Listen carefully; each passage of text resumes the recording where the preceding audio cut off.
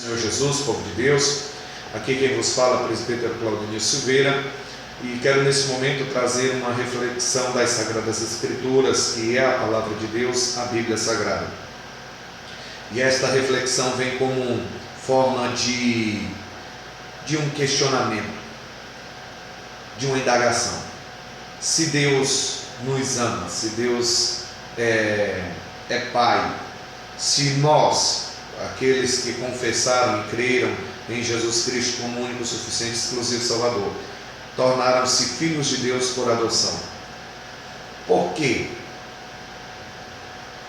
passar por tantas lutas, tribulações, adversidades, batalhas terríveis, complicadas? Por quê?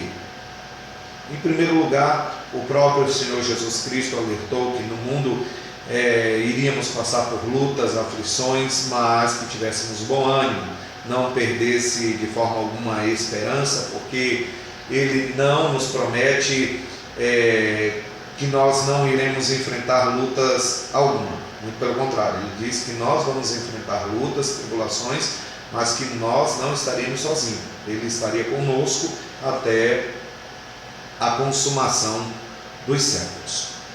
Mas são diversos exemplos na palavra de Deus, como o apóstolo Paulo, que sem sombra de dúvida foi aquele que mais sofreu, mais passou por aflições. Um exemplo disso, observe só o que Paulo realmente sofreu. Muitos dizem assim: eu sou filho de Deus, estou fazendo a vontade do Senhor e estou sofrendo tanto. Por que, Senhor? Por que tanto sofrimento? Em primeiro lugar, tenho a total convicção que a pergunta a ser feita não é porque estou passando por isso, estou passando por aquilo, não. A pergunta correta a ser feita é: para que, Senhor? Para que essa luta? Né? Qual o propósito? Qual o objetivo?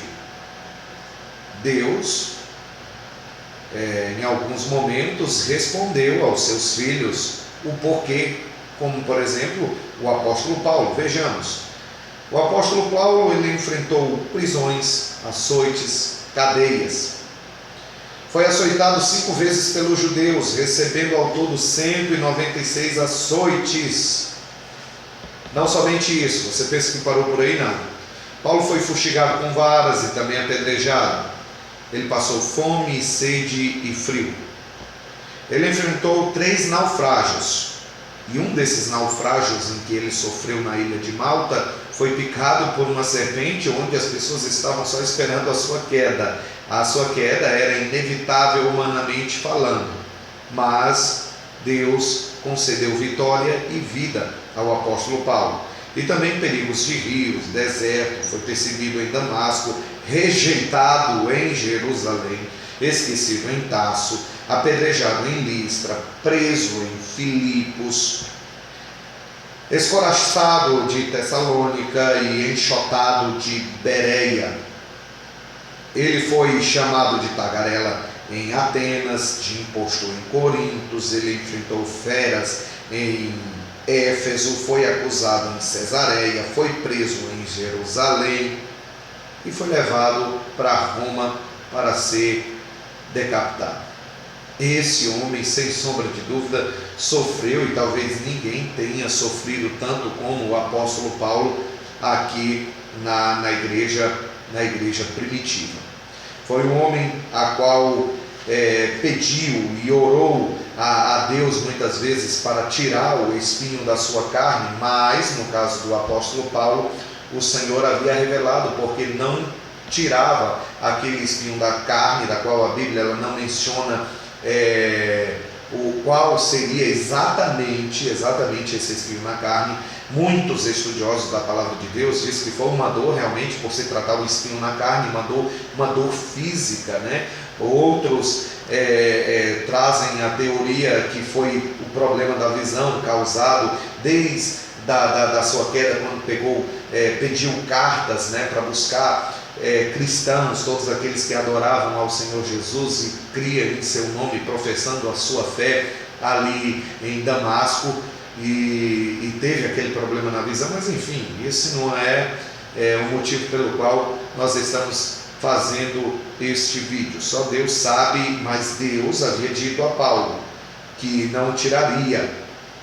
E ele mesmo disse na igreja para os Gálatas, a igreja que estava em Gálatas, capítulo 6, versículo 17: quanto ao mais, ninguém me moleste, porque eu trago no corpo as marcas de Jesus Cristo. Ele estava dizendo para todos eles: olha, eu trago as marcas do Evangelho, do corpo de Cristo. Eu não tenho renunciado ao nome de Jesus Cristo, e sei que ao final da minha vida vou receber a coroa que o justo juiz me dará naquele grande dia. Ele perseverou, ele lutou, mas ele orava de tal forma para que aquele espinho na carne saísse da vida dele. Mas o Senhor disse que não iria tirar de forma alguma. Por quê? Porque para que ele não viesse se ensoberbecer, para que ele não viesse se glorificar. E o próprio apóstolo, ele disse que as fraquezas, o sofrimento, as dores em que ele se encontrava, ele iria conquistando o poder de Cristo. Cada vez mais que ele sofria em nome de Cristo, ele ia tendo visões, ele via coisas inefáveis, coisas gloriosas, e tudo isso para que ele não viesse se ensoberbecer, para que ele não viesse se glorificar nele, mas se glorificar nas aflições, nas dores, no sofrimento. Jó, diversas vezes, isso agora lá no Velho Testamento, Jó perguntava por quê? E o Senhor Deus é sabedor de todas as coisas. Em muitos casos Deus ele responde o porquê de tanto sofrimento. E para que o seu servo, a sua serva está passando tantas aflições. Mas em outras vezes não. Em outras vezes Deus ele nunca vai realmente mostrar. Mas nós, como filhos de Deus, temos que saber que Deus ele é soberano, que Deus ele é o Criador, que Deus ele é Pai, ele sabe de todas as coisas. Certa vez o grande cientista Albert Einstein, quando veio para as Américas, os repórteres indagaram a esposa daquele cientista, perguntando a ela se ela compreendia com exatidão a teoria da relatividade, pelo qual ele ficou famoso no mundo todo. E a resposta dela foi que não conhecia, mas conhecia o seu esposo, conhecia perfeitamente o seu marido. Então, aí nós podemos tirar, como exemplo. Nós muitas vezes não conhecemos, não sabemos o porquê de tanta luta, porquê de tanta dor, porquê de tanto sofrimento.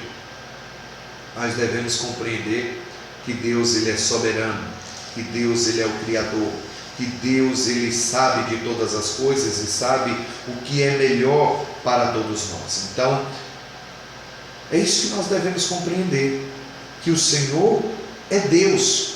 E às vezes ele não responde às nossas indagações. Ele é soberano, ele não precisa dar satisfação realmente a ninguém. Hoje você pode não entender o porquê da dor e para que aquele sofrimento. Mas você pode compreender um dia, assim como Pedro compreendeu porque Jesus teria que lavar ali os pés dos seus discípulos. E o próprio Jesus ele disse assim: olha, hoje você não entende porque eu estou fazendo isso, mas amanhã certamente você vai entender. Faça uma retrospectiva da sua vida, veja o que você já atravessou, veja já o que você passou, e hoje você está de pé, e hoje você consegue entender muitas coisas que passou no seu passado. Hoje você, como mãe, como pai, como um homem já formado, você pode compreender o que o seu pai e sua mãe diziam e você não queria dar valor, você não queria tomar para si os conselhos e os ensinamentos, mas hoje para os seus filhos, você começa dizendo para eles: olha, você tem que fazer assim, você tem que obedecer, mas outrora você talvez não queria obedecer, não compreendia, porque não havia aquela permissividade de você sair, aquela permissividade de você se encontrar em certos lugares.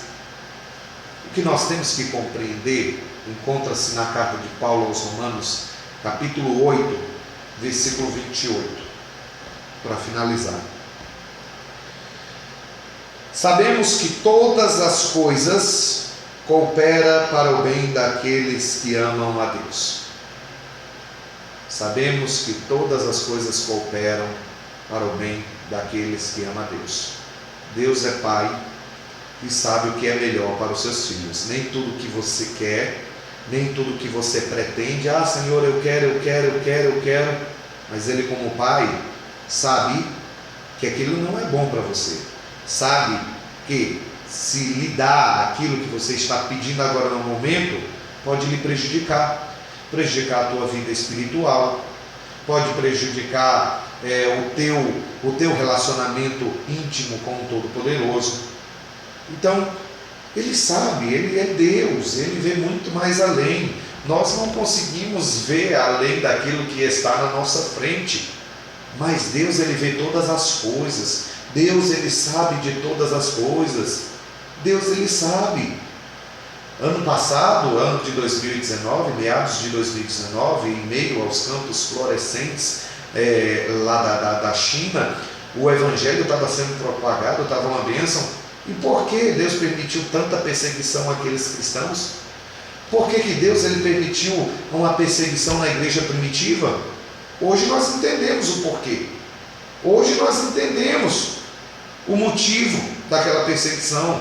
O próprio Jesus Cristo havia dito para ele: ficar em Jerusalém até que do alto vocês sejam revestidos para poder fazer o ID, para que vocês possam propagar o Evangelho, começando em Jerusalém, depois em Samaria, na Judeia, e depois até os confins do mundo. Mas os discípulos, quando eles receberam, foram cheios do poder de Deus, ficaram só em Jerusalém. E a luta, a perseguição veio para que o Evangelho se espalhasse mundo afora. E Deus, Ele sabe todas as coisas. Eu não sei te responder o porquê você está passando por esse momento de aflição, mas confia em Deus, espera no Senhor, continua orando, continua buscando, persevera e saiba que Deus é soberano e que Ele é Pai e sempre vai fazer o melhor para os seus filhos. Confia no Senhor, entrega o teu caminho ao Senhor, confia nele e o mais Ele fará. Que Deus te abençoe, você e a sua casa, em nome de Jesus. Fica com Deus.